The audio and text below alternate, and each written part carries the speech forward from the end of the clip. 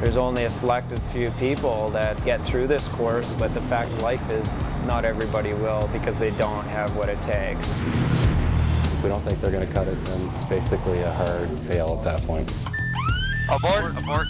Potentially, if I screw up, I could put an aircraft in the dirt. As you get to the money shot, when the load actually exits the aircraft, that's the culmination of everything.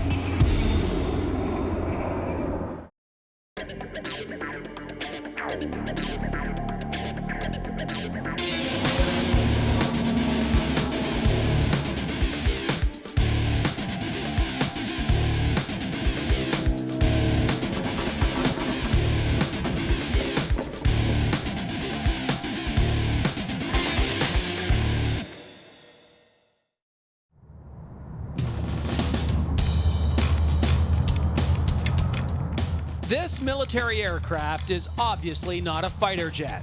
It's not a tactical bomber either, but despite its lack of firepower, the CC-130 Hercules is one of the most important aircraft in the Air Force. This four-engine, fixed-wing aircraft is capable of short takeoffs and landings on virtually any kind of terrain, in any kind of weather. It's maneuverable and cruises at 345 miles per hour. But most importantly, this workhorse carries tens of thousands of pounds of combat troops, vehicles, food, fuel, and ammunition. Since January 2002, the Hercules has been a vital lifeline for NATO troops based in Afghanistan. These Canadian Air Force crafts and their crew are known as truckers in the sky. They have delivered thousands of passengers and millions of pounds of crucial supplies to the heart of war zones. Flight crews operating these tactical airlifters in a military theater need the right stuff. Streaking through hotspots at 150 feet off the treetops with no armament means you have to outwit potential aggressors with stealth and speed. Air crews must complete a grueling 6-month specialized course to prove they have the skills, the nerve, and the heart to fly in one of the most dangerous regions in the world.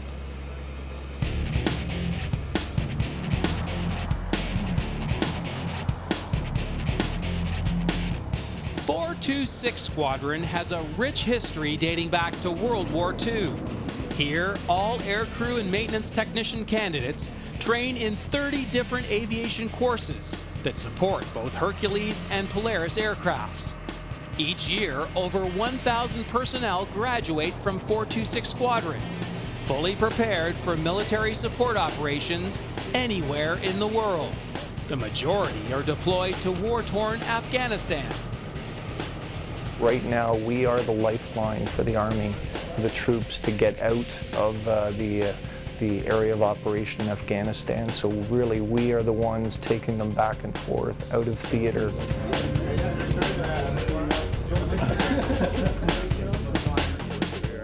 .426 Squadron provides training for all 6 crew positions in a Hercules aircraft. The aircraft commander and first officer pilot the plane in the left and right seats. The navigator and flight engineer support the pilots in the cockpit, while out back in the cargo bay, 2 loadmasters or loadies are in charge of freight in the rear. Some students have already flown with Hercules air crews and are looking to upgrade their tactical flying skills. Others have worked on different types of aircraft in the Canadian Forces. All of the candidates share the same goal: to be one of the select few who will graduate and then test their skills in Afghanistan. For the no time diversion, just like if a threat pops up right in front of you or a mile off track or something like that, you gotta get away from there as soon as you can. Crew from the right seat, we've got a hostile helo sighted. basically you're going to do a timing triangle. And how that works, basically making an equilateral triangle.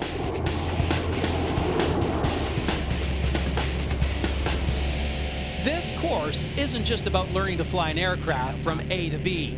In Afghanistan, these planes will be delivering crucial cargo by parachute directly to forward troops on the ground. These students must learn how to squeeze a 132-foot wingspan through jagged, narrow riverbeds in hostile territory. There are no weapons on a Hercules. Her only defense against an enemy attack is flying at low altitude in stealth mode and evasive maneuvering while under attack. A Hercules aircrew operates with a paper-thin margin of error. Each course consists of about 18 students. That's broken down into 3 crews of 6 students each. You have 2 pilots, 1 an aircraft commander, first officer, flight engineer, a navigator, and 2 load masters. Right from day one, we basically tell them that you're getting on a roller coaster ride. It's not over until almost 6 months down the road, approximately. And they're going to have ups and downs. It's going to be stressful, it's going to be fun, it's going to be painful.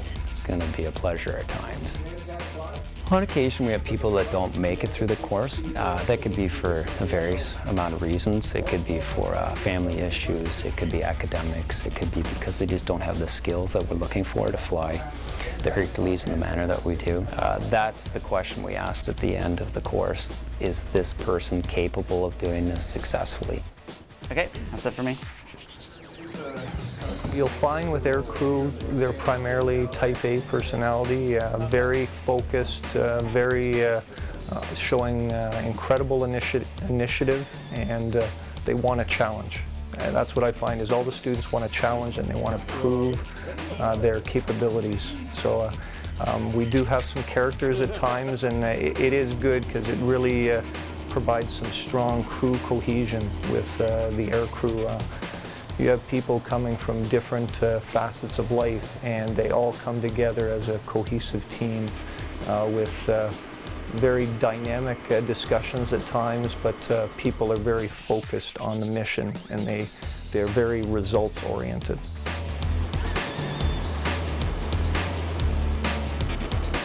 I joined originally in '93 as a navigator, and I was posted to the Hercules community back before the war in Afghanistan started. I'm currently 42, an old man in the community, but I've been over there 3 times. I've been over as a first officer for my first 3 tours, and now I'm upgrading to aircraft commander. When I got out of university, I joined a company, and I was sitting in a cubicle typing on a computer, and at 23 or 24 years old, I didn't think that was for me, so I thought I'd join the military and be all I could be. Get the right-hand turn for flight instruments. Check. If you think about an airliner, there's 2 pilots, and they're normally called the pilot and co-pilot. In the military, it's similar positions. We call it aircraft commander and first officer, whereas the aircraft commander's responsibilities are the aircraft, the mission, and the crew, whereas the first officer is there to assist the aircraft commander. Anything that will help the pilot out so he can devote all his concentration on flying.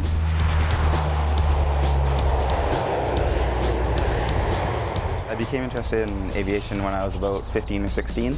My older brother received his private pilot's license, so that's about when I decided that's what I wanted to do. I wanted to fly. I wanted to travel around the world, work with a close-knit team, and I didn't really want a normal 9 to 5-ish job. I wanted to do different things, and in the military you can do that. I've been in the snow before. I'm Canadian. I am the flight engineer. I'm the aircraft knowledge specialist. We're supposed to know anything and everything from nose to tail about the aircraft. And when somebody looks around and goes, why is that light on? Why is the engine stopped? Why is that squeaking? We're supposed to know.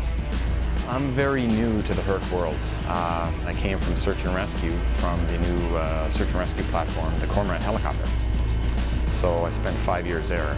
So it's been a pretty intense ride so far. It's a lot of aircraft knowledge to take in a short period of time. And I've got promoted fairly quickly because I seem to be pretty decent at the job, or everybody seems to think so. It's really a natural progression for those of us that are posted to tactical flying. You start off as a first officer and sort of develop your knowledge of the aircraft and the operational environment. And then once you've gained enough skills with the aircraft and enough knowledge, then you can move on to be promoted to aircraft commander and take command in an operational mission. I've done this course in the right seat, and you know, it's a good course as a first officer, but I think it's a lot more fun as an aircraft commander. Lockheed designed this aircraft for one thing, really, is to be the workhorse of the Air Force. It's noisy, it's dirty, and she keeps trucking along. Hence our name's Truckers. That's our call sign for the combat ready flight. And it really is indicative of what we do in real life, is take this plane all around the world, whether it be jungle runs, desert runs, Arctic runs. We're going to get it into those places that people don't want to take their pretty planes to get in there. Session 3 of the 4-phase training program is about to begin for a group of soldiers learning to fly the Hercules aircraft. If they graduate, they will be going to Afghanistan. They have already slogged through 3 months in the classroom and are almost ready to get into the plane. But first they must prove their capabilities in the aircraft simulator. Only if this team of hopeful candidates can successfully operate in the simulator in a number of war zone scenarios will they be allowed to move on to the next level, real tactical flying in a Herc. This is a crucial transition point. We do realize that this is not meant for everybody, and there's only a selected few people that are going to make it to this point and get through this course. Hopefully everybody does, but the fact of life is not everybody will, because they don't have what it takes. Shane, steer right here, heading 180. Right, 180. Each hour that we put in the flight simulator saves thousands of dollars of actual aircraft time and flying hours. We can do stuff in the simulator that they cannot do in the airplane. You would not blow a tire on purpose on an airplane. You would not flame out an engine on purpose on the aircraft. We can do that, and if a crash, we do a reset and everything's back in line and everybody survives. We have 5 projectors up on top that'll give a 210 by 40 degree visual scene, and it's pretty realistic. When you first get in there and start everything up, it feels like it's all a simulation and it's not real, but after about 5 minutes when you're flying around, it really does feel like it's the real thing. You get the same sensations, the same ground rush and everything, and it's quite realistic. Today, Shane, Dean, and Tony will test their skills as aircraft commander, first officer, and flight engineer. Although the simulator can crash without killing anyone, this training stage is still crucial. In a real Hercules, missing one seemingly trivial item could mean death. During the flights, instructors are on board to keep a sharp eye on all procedures, coaching the students every step of the way. And just to let you know, Inch, you can't do a tactical post takeoff unless you've done the combat entry, okay? That's what I was wondering. Yep, that's a good point. That's why we're in the sim. I was thinking because I didn't get my loadmaster check in either, right? Yeah, that's a good point. My job on the flight deck is to back up the pilots. It gets really busy. As you might say, a mission specialist, and watching the engines, making sure the parameters of the aircraft aren't overstressed. Potentially, if I screw up, I could put an aircraft in the dirt, shut an engine off when you're not supposed to, hit the wrong switch, exasperate a fire. You could take down navigation systems, so yeah, I got to be on top of the ball, that's for sure. They certainly try to get as much realism in our training as they can, and even though it's an artificial environment, it gets to be pretty real. This crew handled the first flight easily and appears confident. In cases like this, the instructors may throw curveballs at the students to keep them on their toes. Mountain View traffic, Trucker 7 is rolling on runway 06.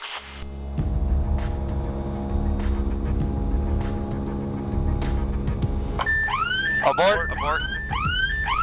What is Fire it? number 2. Fire, shut down number 2. Version 1 and 4 only. We had one emergency simulated engine fire. So as we were accelerating down the runway to take off, we had a fire warning. We shut down the engine. We tried to discharge the fire extinguisher. Didn't take, fire wasn't contained, so we ended up doing a ground evacuation. Does the simulator stress us enough? Absolutely.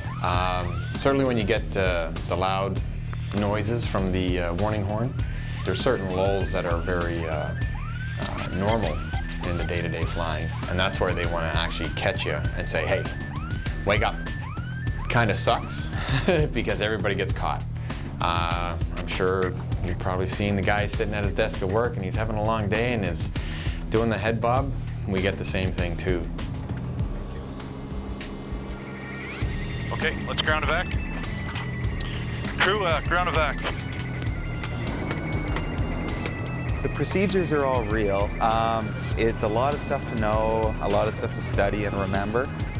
It can get you stressed. The simulation is very good, and the idea is to become so proficient and so familiar with the procedures and let yourself feel overwhelmed in the simulator so you become on top of it, so when it happens in the plane that you won't be stressed, that it'll become second nature.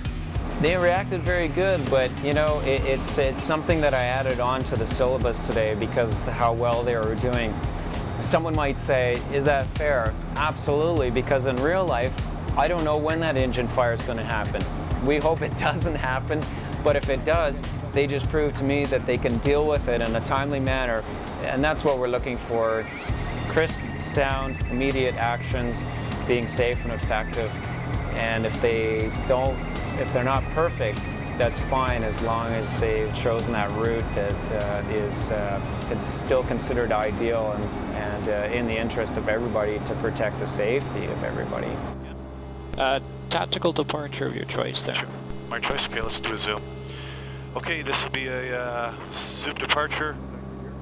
We did a zoom departure, which is where you just lift off the ground, raise the gear, raise the flaps, accelerate, and then zoom up and gain altitude as quickly as possible. And here comes the zoom.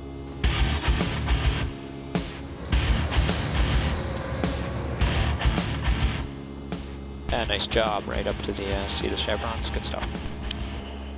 It's very different from the way an average person thinks about flying. An average person thinks about going from A to B, and mostly what goes on in the front of the aircraft is for passenger comfort, so there's no aggressive maneuvering. We are concerned with avoiding threats, and if we are being shot at, we have maneuvers that will help us defeat these threats.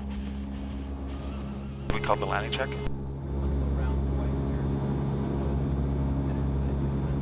There was one point in the flight where we were heading in a direction that seemed a little counterintuitive to me. I didn't really say too much, tried to figure it out on my own. There was a situation where he didn't speak up. He knew that something hadn't happened, and he quietly stated that there should be something happening, meaning specifically a checklist should have been actioned. And then he sat there quietly and just let things pursue towards the darker side. Landing gear. Down and checked. Nose wheel steering is checked. Comics. Go. Landing check complete. And in this case, certainly they could have forgotten to put their landing gear down, and made it very interesting to end it off. In the end, the crew got their gear down in time and landed the Herc safely. This near miss highlighted the importance of effective communication and strong team dynamics in the cockpit. I guess, you know, had I spoken up and just asked the question, it would have been resolved a lot sooner.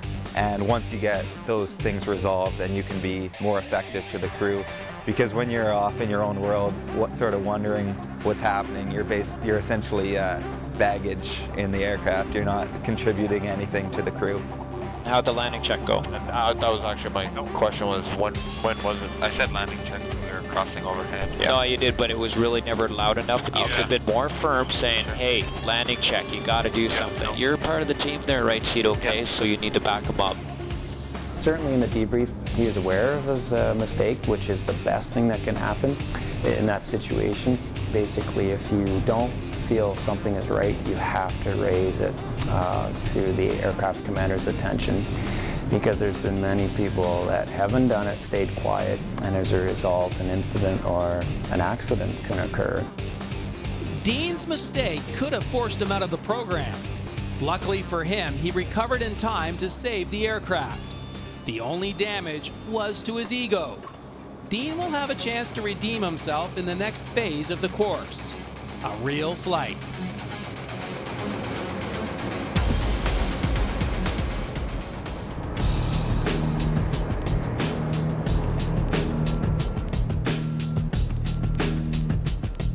While the cockpit crews focus on tactical flying, the loadmasters are responsible for the cargo in the rear of the aircraft.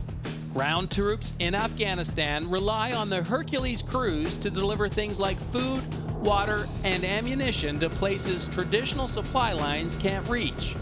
Since the parachutes can hold up to 30,000 pounds, virtually anything can be dropped from a Hercules. In training, cargo loads are typically filled with sand. The stakes are high for the loadies in the Hercs and the support technicians who pack the loads back on the ground. If during a mission, a load's parachute was to get hung up during its exit from the cargo hold, the Hercules could crash. Behind you, what you see here are just these ones right here are our heavy loads, which would simulate a lot of the vehicles that would go out if they needed to be deployed from the Hercules. Most of them range from about 4,000 to 9,000 pounds, depending on what's going to be in them. Like if we're dropping a vehicle, it's obviously going to be a little bit heavier than dropping rations and food.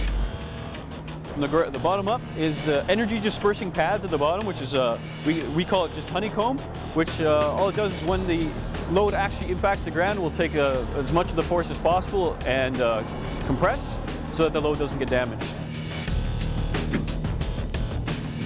But from that, you just go from your horizontal restraint systems, just so the actual G-forces of the load exiting the aircraft doesn't shift the load off of the platform. But besides that, everything from the suspension slings here is just how the parachute will attach to the load itself, and the release mechanism, which is actually one of the most important parts of the load, because the moment it hits the ground, it needs to have the parachute disconnect from the load so it doesn't let it get dragged across a highway, or in this case, across the battlefield. If anything goes wrong with these loads, any parachute that's hung up outside the aircraft can bring it down. So anything shifts in the aircraft, gets hung up, we're talking about a whole aircraft thundering in, and unfortunately, it's not pretty thought at all. So, especially in terms of overseas where there's already a high risk with the pilots going in there as it is. So in terms of the quality control here, it's extremely important that everything in the book is followed exactly the way it's supposed to, because any malfunction, and there's more than just a load that's going to thunder in, it's people's lives.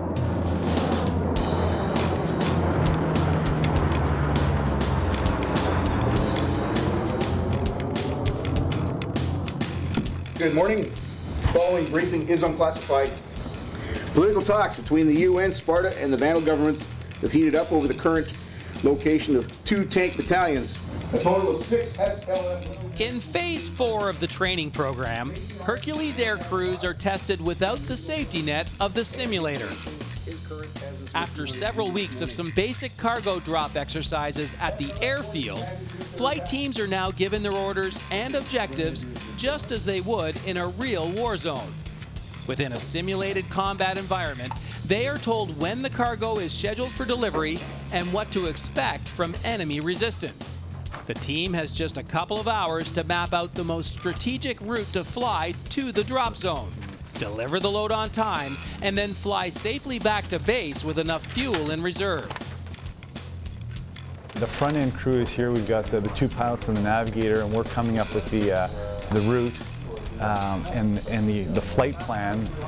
The flight engineer is at this point going over the plane and making sure it's completely serviceable, and the load masters are going over the loads in the back to make sure that they're ready to, they're accepting the loads. The loads have been all rigged, and they're accepting the loads from the people that rigged them, making sure they're QCing them to make sure they're good, and then they're going to check their part of the plane to make sure it's good to go as well. Today's mission, we're seeing a few things that are new. We're getting something called a FAC 9-liner, and essentially what that is in layman's terms is a situation where the Army doesn't exactly know where they want us to drop this load. Typically we have that information, so we just plan for it, but today it's one of a possible number of possibilities of places where we could drop it. So we're going to get airborne, and we're just going to go to a point in space and hold, and someone's going to tell us at that point where to go. As well, we're going north to drop on some drop zones we haven't seen yet, so that's going to make it a bit interesting as well.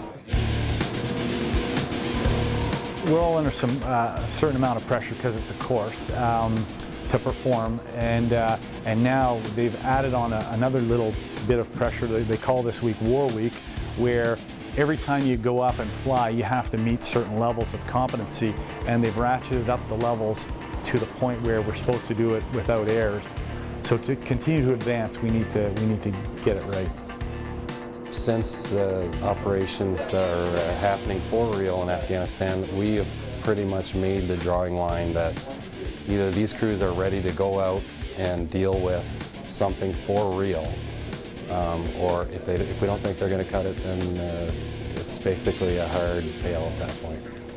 Every member of the flight team is aware of their crucial roles and responsibilities during the mission. This is the make or break moment in the course.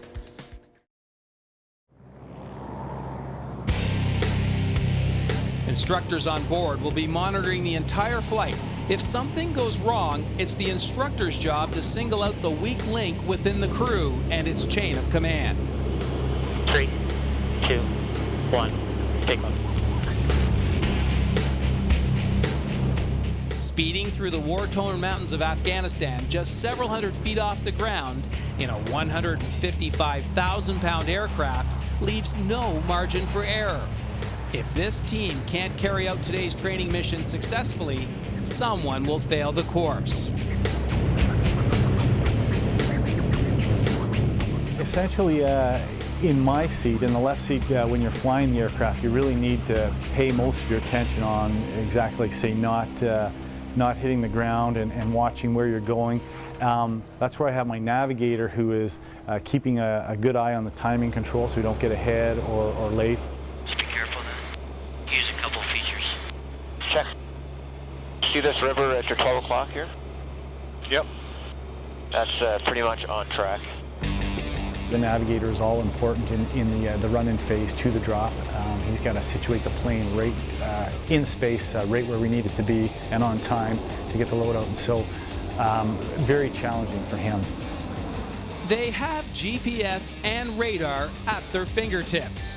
But because they're flying so low and so fast, the navigators choose to work from topographic maps while sighting landmarks on the terrain below.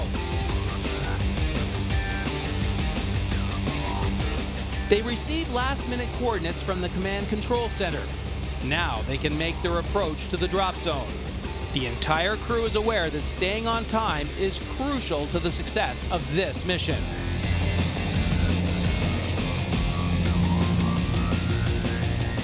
We fly very fluidly, but at the same time, we have a timing that we have to meet and a destination that we have to meet, within 1 minute. And that's to get the drop on target on time. So it all has to culminate in being where he wants to be at a given period of time. Loadmaster, keep position.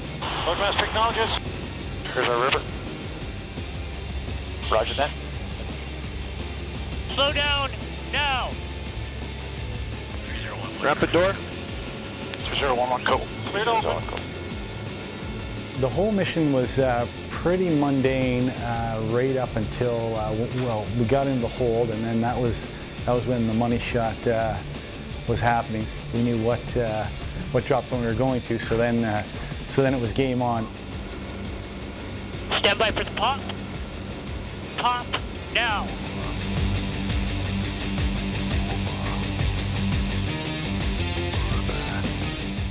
Keep rolling left. 15 seconds. What drags the load out of the back is the deck angle, so we fly the aircraft at a very high deck angle, and it's on a roller system where we cut a rope type idea and it just rolls out the back. So as you can imagine, if that deck angle isn't there, it won't roll out properly, but if it's too high, we run the risk of stalling. So it's right on the edge of the envelope. 5 seconds. Do you have it? Got the round. Cool. Cole's got it. Green on! Keep rolling left. 15 seconds. Flaps. Reset 4. 5 seconds. Do you have it? Got the round. Cool. Cole's got it. Green on!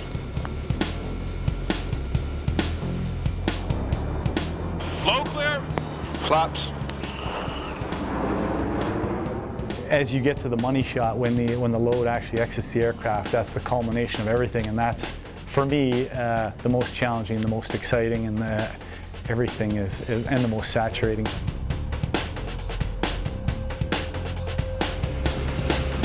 Clear to close. Ultimately, we have to drop this load not only on target, but within a certain window. In a bigger package, there may be multiple people going to the same target, so we need to hit it on our time because someone else is using it at a different time. The load was dropped on time and on target, but there is no time to rest easy. Now the crew must navigate back through hostile territory to the safety of their airbase. Just because they avoided enemy detection on their way to the drop zone doesn't mean there isn't an ambush waiting for them during their return route. We fly low level to avoid detection, generally speaking. The type of threats that we're trying to avoid, an unfriendly force with small arms or AAA or something like that, anti-aircraft artillery. So he's looking for you. If he can't see you, then obviously you're successful. In order for him not to see you, we want to put terrain between us and a potential threat.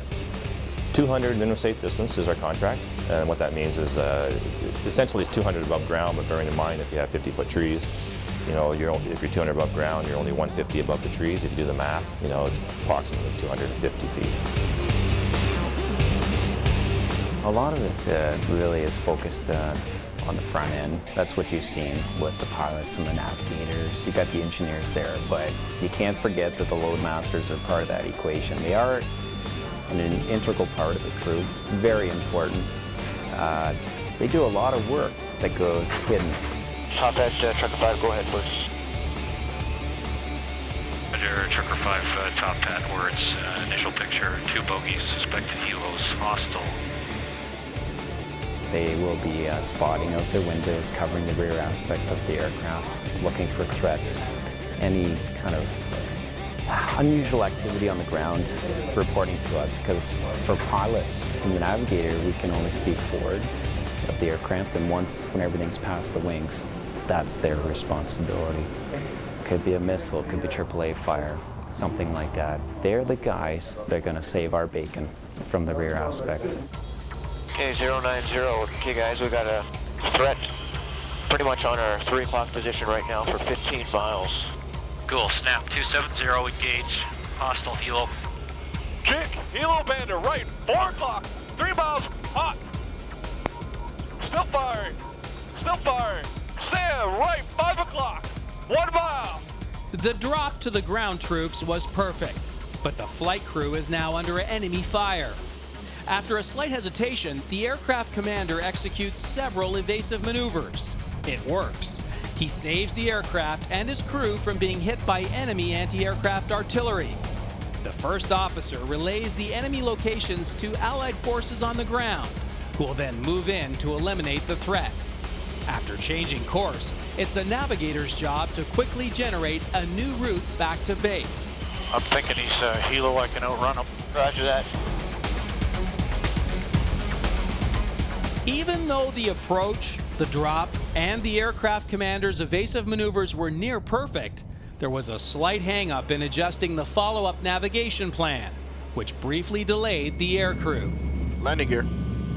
Down and check. How big a mistake was the delay? The crew will have to wait until the flight debriefing to find out.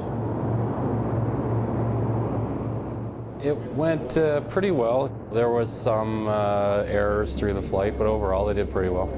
We kind of take them to a couple levels above what they might see in theater, so that they'll be ready for that when they go over there. Some people actually might go to theater and find it a little bit mundane compared to what we do here on the course. Our War Week, which is what we're into right now, is pretty much the most difficult herc training that you're going to get. You want to be overtrained, you want to be overtasked, and it's like anything, you know, if you overtrain physically, if you run a marathon every day, you can run 10 kilometers no problem. After the flight, the instructor tells Captain Shane McGill the mistakes they made. During the attacks, the delayed reaction of the navigator could have put the flight team at risk by flying into unknown and potentially dangerous enemy territory. Okay, are we all here? 1, 2, 3, 4, 5, 6, 7, 8, 9, 10.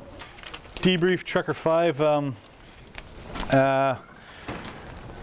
Planning from the front end was a little more compressed than usual. That was no surprise with 3 run-ins.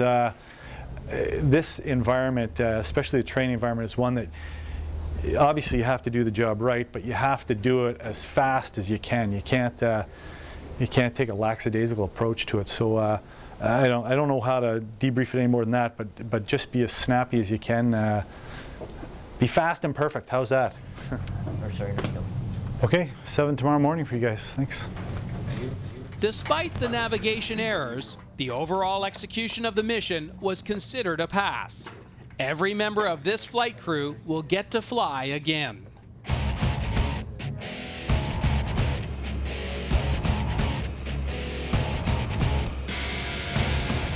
The flight crew members are not the only ones involved in a successful cargo drop. In Afghanistan and in training, the Hercules aircrew must coordinate with a drop zone controller. They supply vital environmental data that affects the outcome of the drop. Trucker 5, drop zone Tiger, check 1 minute, winds from 350 at 9 knots, clear to drop. I'm their eyes on the ground, so I see what's going on here. Should there be any hazards that would come into play when they were on their run-ins, I would advise them of a stop drop. I'm also here to call their winds. There's wind limitations for certain types of drops. We give wind direction also, and then the navs are able to calculate their release points also using the winds that I give them on the ground. So ultimately, we're just another added safety. We also coordinate the recovery of the parachutes and the loads. Whoop, I need to come a little closer.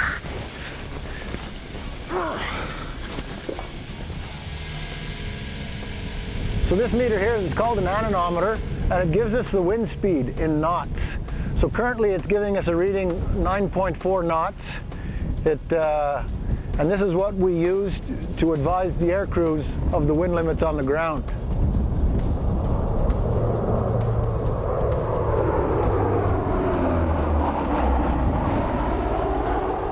Trucker 6, drop zone Tiger, check 1 minute. Winds from 350 at 13 knots, clear to drop.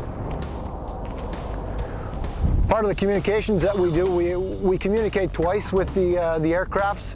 We communicate on their inbound, which is 6 minutes out. And then the second communication we have with them is at the 1 minute. And at the 1 minute, we give direction of the wind, the speed of the wind, and then we advise the air crew whether it's clear to drop or not.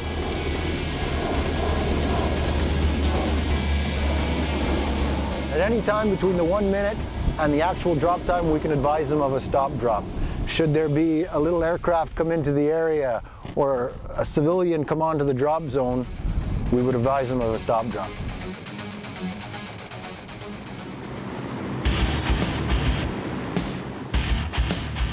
As flight school nears the end of Phase 4, training missions get harder and the standards are raised even higher. 5.5 months of training come down to just a few more evaluation flights. The next challenge? Contour flying over the treetops and tucked down in the riverbeds. This is the make or break point in this course. It's made very clear to the students that this is in a very aggressive training plan. We'll be flying in riverbeds. The ultimate challenge there for contour flying, concealing the aircraft from the enemy. There's definitely an art to it.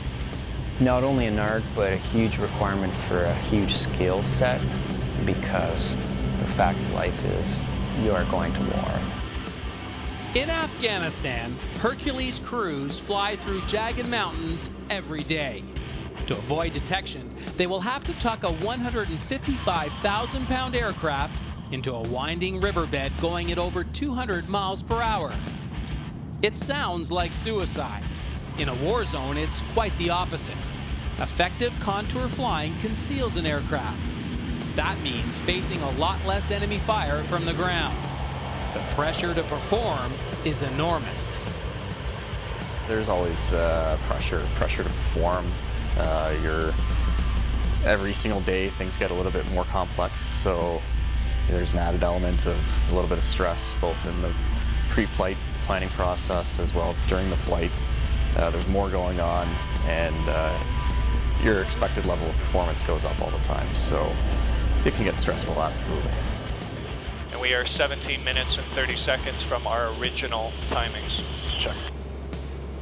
Okay, just stay right on the edge of this lake. The first officer is there to assist the aircraft commander. If he's busy flying, I'll be reading the map, handling communications with the ground and other aircraft, ancillary control, flaps and landing gear. Once when you cut the corner, it's a direct line. If you guys aren't on the money for a 10-minute Rolex, it's going to make it difficult for the river route. Okay. To ramp up the pressure, the instructors have subtracted 17 minutes from their drop schedule. Now the crew must take a shorter route through the riverbed. Add bad weather to the list and a drop zone they've never seen before, and you've got the makings for a white-knuckle mission. The mission this week is to deliver a load via an airdrop scenario. The loads typically are container delivery system, so 2,000-3,000 pound load, that type of thing. Trying to get it on target on time. They've done that in the past. It's kind of been a little more canned, in the sense that we've been doing it at drop zones just to the south of Trenton here. The drop zone they're going to, they haven't seen before. So the first time when they acquire it, from the slowdown point right into the to the actual green on, when that load actually goes, it's all new to them. Crew from the right seat, we've got a hostile helo sighted after the drop near Point Alpha Romeo 8. Stand by for updates. The reality is you can have someone on the ground trying to shoot you. You're trying to do a good deed. Someone might take it as you're not being welcome. Crew from the right seat, that last reported threat's now eliminated. We have to be very cognizant flying in the valley here, guys. Prevent your blowouts. For the loadies too, you're in on this part here. We want 200 feet off the wingtips. If we're getting close, I need you to let the AC know that, okay? Check. There will be times where you might feel uncomfortable.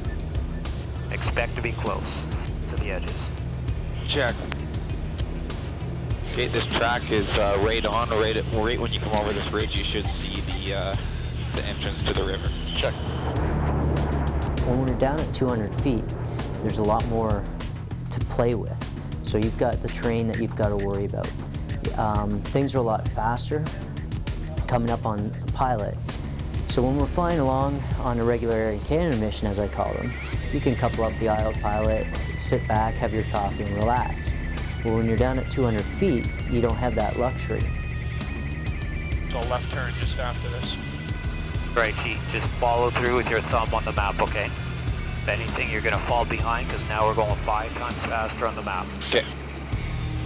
You've got to stay ahead, but not too far ahead of what's coming rushing at you. Because if we're going, for instance, we're going 210 knots ground. That means we're going 3.5 miles per minute, so it comes pretty fast. Okay, come right, hard right turn now. You got your clear weather, Dean. That's the kind of stuff we expect. Okay. Okay, you know you gotta go right. You found clear weather to the right, make it happen. Okay, keep coming right. Let's just get back in the river route. We'll worry about the timings later. Okay, we're crossing over the river now. Now at 200 feet, we're going to use valleys, we're going to use lakes, major features down on the ground to actually pinpoint where we are. Okay, now get your ass in there. Get on the right side. Okay, let's call a left turn. Okay, left turn's gonna be to 330. All clear left. Clear left. Okay, this is where we're gonna do a big left and a hard right. So you wanna get on the left side? And the next heading's gonna be 030. Check. The aircraft commander has to enter and exit the riverbed several times due to storm systems. But the navigator and first officer have kept him on course. They're now approaching the drop zone on time. Stand by for slow down. Low master acknowledged.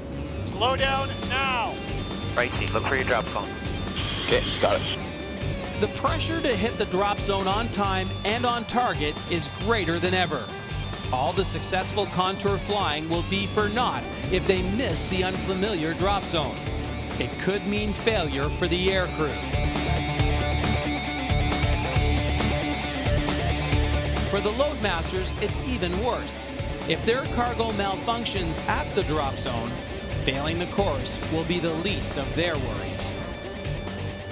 For the heavy equipment airdrop, if that hangs up, meaning that it doesn't leave the aircraft and you got that extraction chute, that drogue chute that is out in the slipstream, that could really, it could cause the hurt. Despite its massive amount of power, it might not be able to fly.